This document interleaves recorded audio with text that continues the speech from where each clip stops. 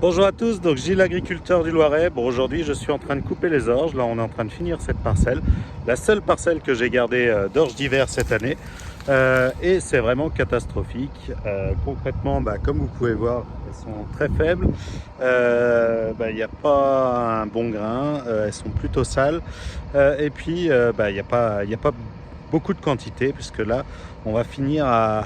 Je ne sais même pas si on va atteindre les 2 tonnes, 2 tonnes 5 à l'hectare. Donc vraiment catastrophique. Bon, ça fait plusieurs années qu'on a des soucis dans les orges.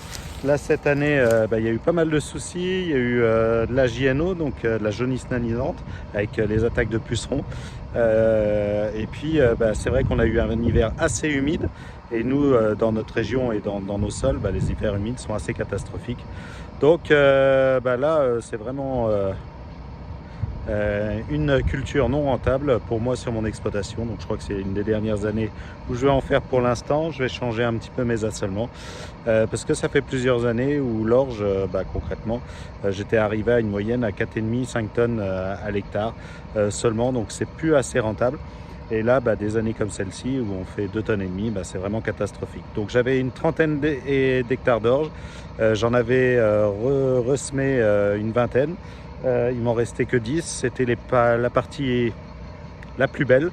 Je crois que j'ai bien fait d'en retourner autant. Donc j'ai fait de l'orge de printemps, j'espère qu'elle sera un petit peu meilleure. Mais en ce moment, elle souffre un petit peu du sec. Donc voilà, donc là j'attendais la benne qui va bientôt arriver. Donc là je suis avec la batteuse de l'Accuma, donc la Casia 6140 qu'on avait renouvelée l'année dernière. Donc là elle fonctionne vraiment très bien, tout se passe bien pour l'instant. Donc là on a attaqué en début d'après-midi vers 1h30, le temps de faire tous les réglages, tout ça.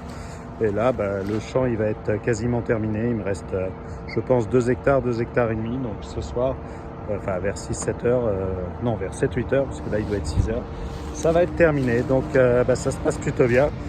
Tiens, ça y est, voilà le tracteur avec la benne qui arrive.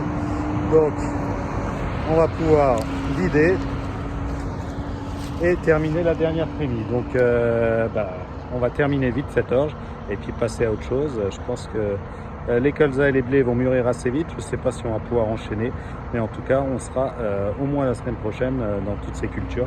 Je vous ferai des vidéos un petit peu plus en détail sur la chaîne principale. Là j'avais pas trop le temps de faire ça pour ce petit champ. Donc je vous dis à bientôt pour une prochaine vidéo. Puis en attendant, portez-vous bien.